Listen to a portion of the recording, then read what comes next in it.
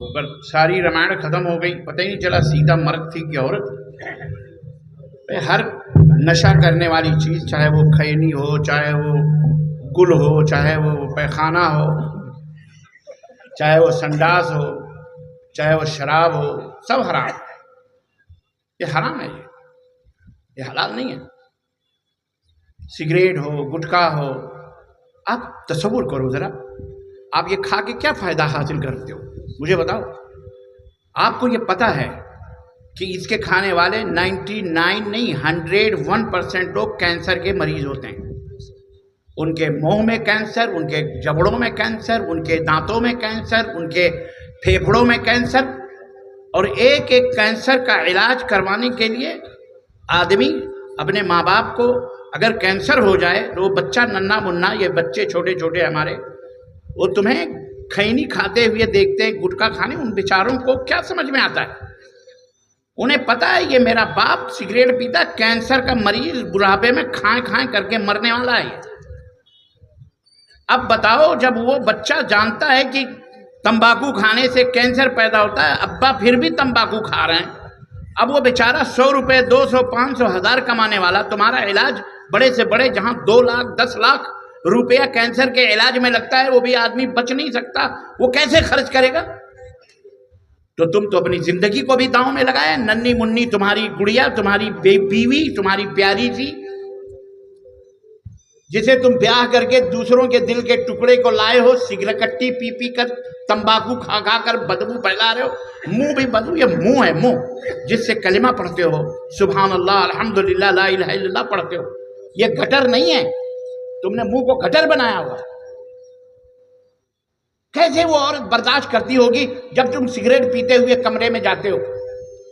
صبح ان سگریٹ پینے والے، تمباکو کھانے والے کا منہ، میرا خیال ہے کوئی میری ماں بہن بیٹی کبھی سونگتی بھی نہیں ہوگی جان بوجھ کر کے، اس کے منہ سے تو گٹر سے بھی زیادہ بدبو آتی۔ چھوڑو، حرام ہے یہ، صرف بہت آسانی سے یہ کہہ دینا حرام ہے۔ آپ کہو گے یہ تو سب کہتے ہیں، نہیں، میں جو کہہ رہا ہوں اس کو سمجھو۔ کینسر ہو جائے گا، کینسر، اور مرو گے، تڑپ تڑپ کے مرو گے، اللہ کی قسم۔ وہ دکان والا جس کے پاس سے تم تمباکو خریدے، وہ تمہیں نہیں بچائے گا۔ یہ اپنی کمپنیاں، یہ جتنے بھی ایڈ دینے والے دیتے ہیں ہزاروں، یہ نہیں آئیں گے تمہارے علاج کے لیے، ایک پیسے بھی نہیں دیں گے تمہارے۔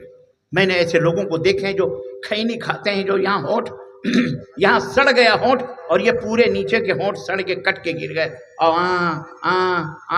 چلا رہا، کھانا پانی منہ نہیں، اندر نہیں جا رہا، باہر سب جا رہا۔ اللہ سے توبہ کرو میرے بھائیوں، کوشش کرو، اور یہ نہ کہو میں 1 مہینے میں چھوڑ دوں، نہ، اب بھی اسی وقت چھوڑنا، چھوڑو۔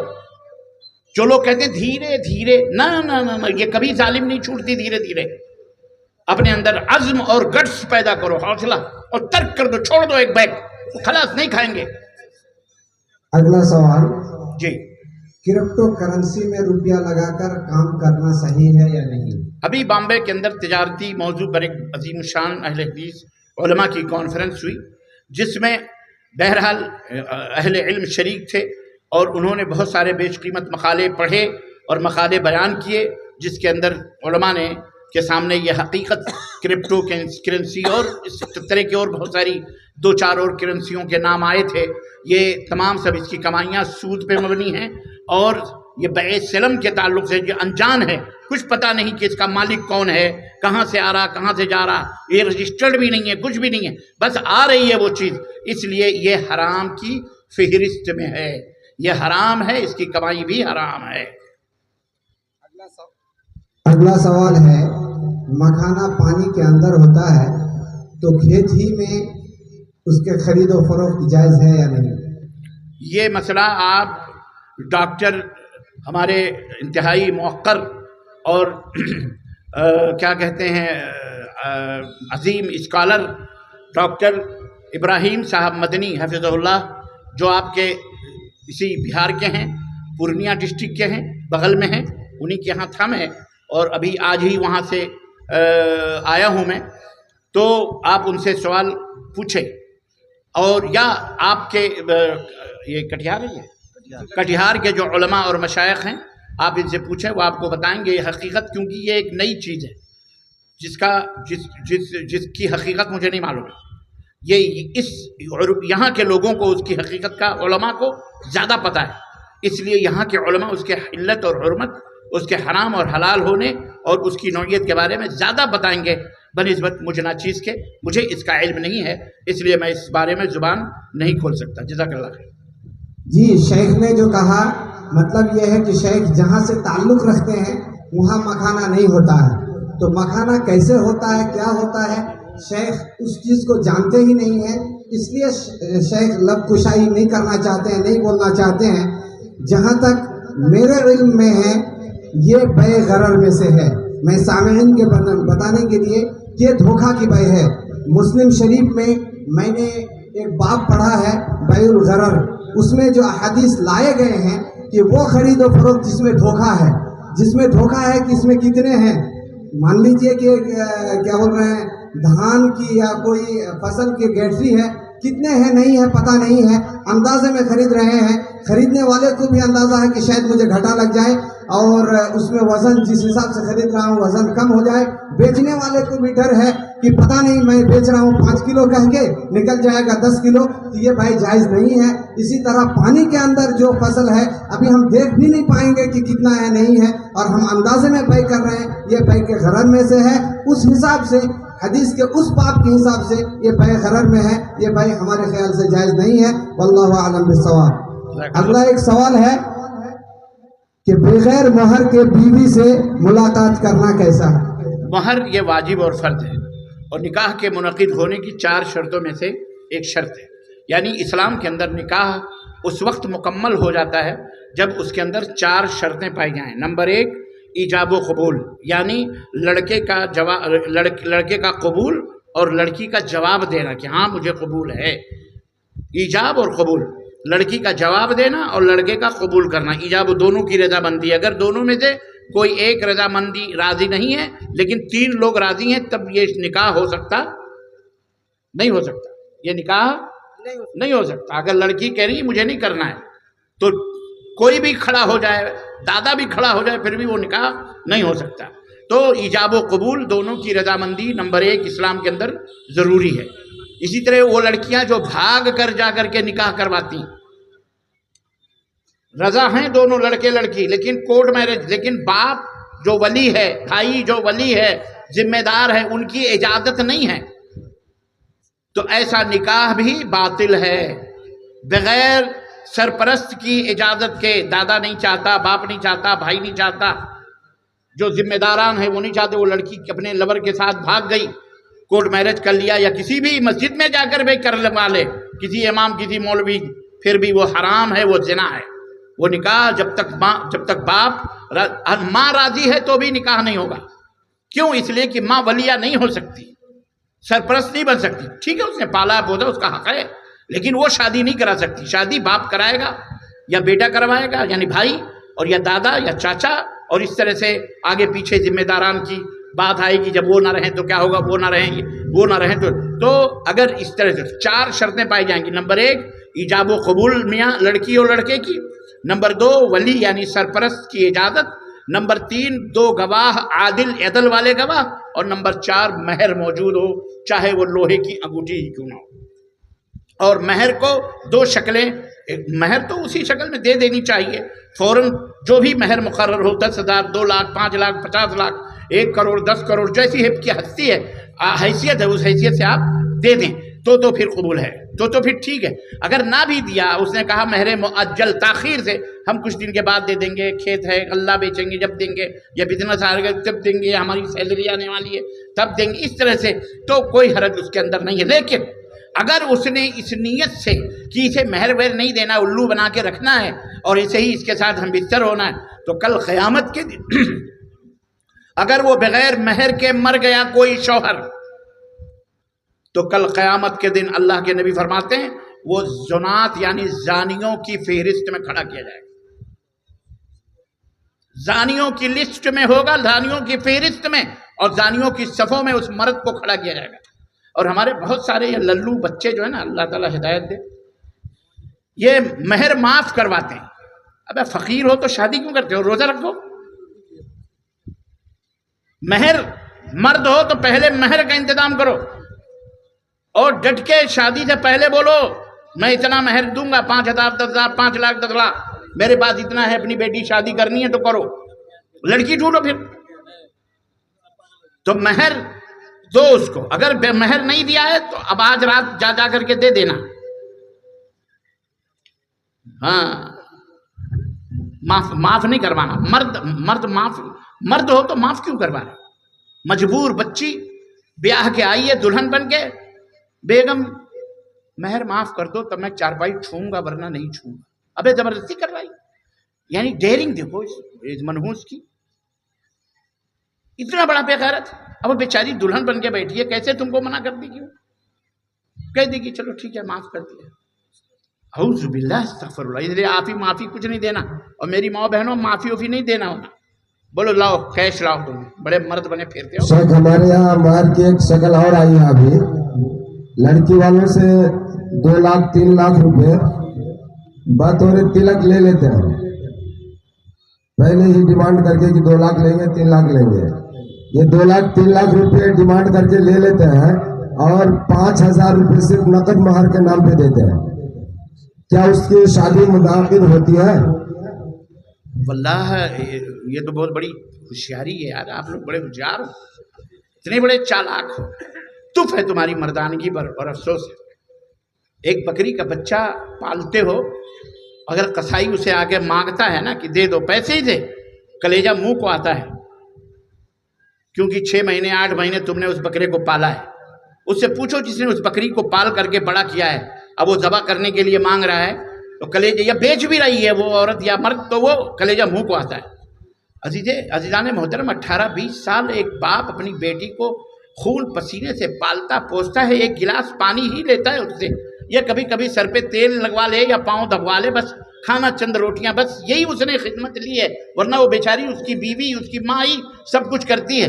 18-20 سال کے بعد تم کو اپنا کلیجہ ٹکڑا کاٹ کے دے دیتا ہے وہ باپ، ہنستے اور مسکراتے ہوئے اپنی بیٹی کی شادی کرتا ہے. اللہ کی قسم تمہیں تو زندگی بھر ایسے محسن اور احسان کرنے والے باپ کے سامنے سر نیچا کر کے بات کرنا چاہیے، کبھی سر اٹھا کے بھی بات کرنا نہیں چاہیے. یہ ناشکری ہوگی تمہاری. جائے کہ اس سے تلک مانگتے ہو، غیر مسلموں کے غیروں کے طور طریقے، اللہ کی قسم حرام ہے یہ. اور کوئی بھی باپ اس لیے اپنی بیٹی کو پیسے میں نہ بیچے کہ ہماری بیٹی مہر دے، وہ جہیز دیں گے تبھی کوئی شادی. ایسے بھک منگوں سے، ایسے کنگلوں سے شادی نہ کرو اپنی بیٹیوں کی. اور میری بہنوں میری بیٹیوں تمہیں بھی، اگر تمہیں واقعی عزت کے ساتھ رہنا ہے تو ایسے قلاش اور بھکاری اور ایسے انٹرنیشنل کنگلوں سے کبھی اپنا نکاح نہیں ہونے دینا. اپنے باپ سے کہہ دینا میں کافی ہوں تمہاری طرف سے اکیلی. اللہ نے تمہیں ہمارے لیے باپ بنایا، پالا پوسا، یہی بہت ہے. اگر مجھے پیسے دے کر کے آ رہا ہے لینے کے لیے، اتنے مہر چاہیے، اتنے جوڑے کپڑے چاہیے، ہمیں گھر چاہیے، تمہاری شرطیں ہونی چاہیے کہ ہم ایسے مرد سے شادی کریں گے جو کم از کم کسی لائق ہو، عزت و آبرو کے ساتھ، پردے کے ساتھ، اور ہمیں حفاظت کے ساتھ رہ سکے. میں ایسے مرد سے شادی، ایسے بھکاری اور کنگلے فقیر اور کلّا سے شادی نہیں کروں گی. زندگی بھر کنواری رہوں گی مگر ایسے مردودوں سے شادی نہیں کروں. ابھی دیکھو ابھی ان کے سارے نخرے اور یہ الک چلک ختم ہو جائیں گے. یہ جہیز کا لینا بھی حرام اور جہیز کا دینا بھی حرام ہے، یاد رکھو. اور میرے نوجوان بھائیوں، بزرگوں، بچوں، بزرگ تو گزر گئے، جیسے تیسے ان کی کٹ گئی، لیکن تم اللہ کے لیے سدھرو. تمہارا باپ لالچی ہے، وہی ابھارتا ہے. تمہاری ماں بھی لالچی ہے، وہی کہتی ہے میں ایسے کیسے لے آؤں، فلانے اتنا دیے، اور فلانے کی شادی ہوئی تو انہوں نے ایک 4 ویلر دیے، 2 ویلر دیے، اتنی بگھے زمین دے دی، اتنے گائے دے دی، انہیں بھینسیں دے دی. ہم اپنے بیٹے کو ہم نے پڑھایا ہے، ڈاکٹر بنایا، انجینئر بنایا، ہم نے 10-50 لاکھ خرچ کیے ہیں، 2 کروڑ خرچ کیے ہیں، ایسے ہی دے دیں.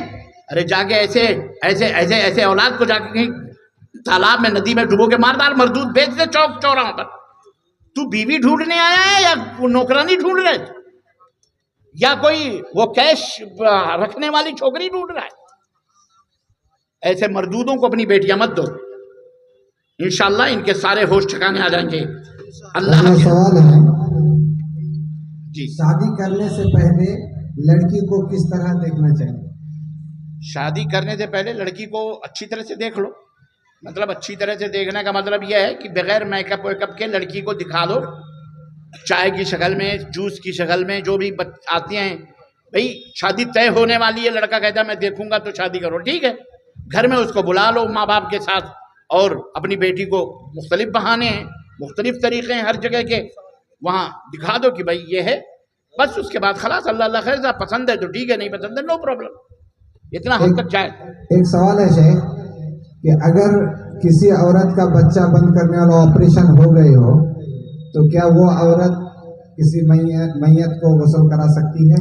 اللہ اکبر, اس میں کیا ہے, اگر مجبوری کے ساتھ اس نے اپنے بچوں کو اپنی صحت کے پیش نظر ڈاکٹر, مومن ڈاکٹر کے مشورے سے اس نے ایسا کروا لیا ہے تو, یا نہ بھی کروایا ہے, بہرحال بالکل غسل دے سکتی ہے, کروا سکتی ہے. یہ سب جہالت اور یہ سب نحوست کافروں سے آئی ہوئی چیز ہے.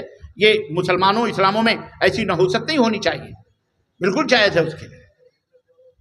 اسے نماز بھی اس کے ساتھ جائز ہے, عورتیں ان کے ساتھ نماز بھی پڑھ سکتی ہیں, عورتوں کو وہ نماز بھی پڑھا سکتی ہے, قرآن بھی پڑھ سکتی ہے, وہ سب کچھ کر سکتی ہے, وہ کوئی نحوست نہیں ہے.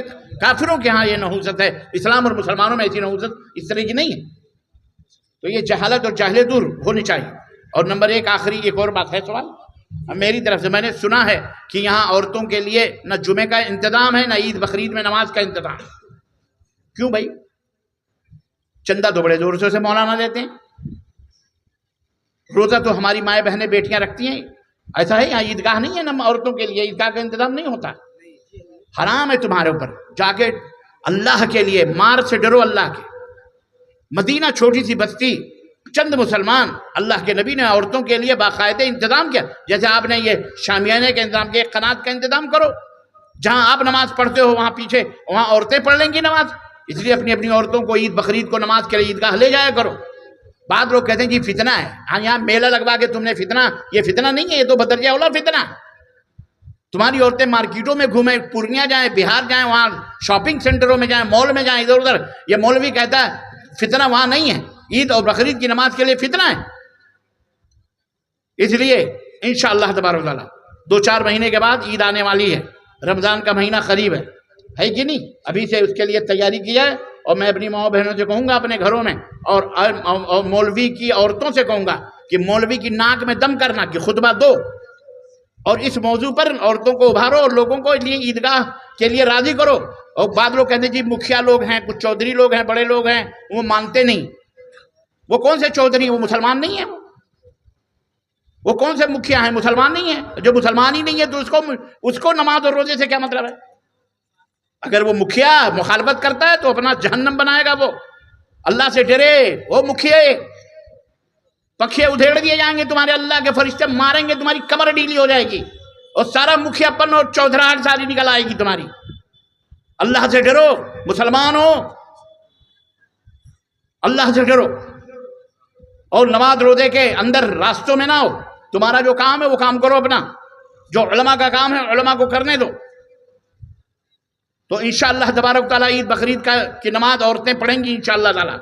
بولو پڑھیں گی کہ نہیں پڑھیں گی؟ ہاں بالکل انتظام کرو. اللہ ہمیں اس کی توفیق عطا فرمائے. کہ سب کو اداس کر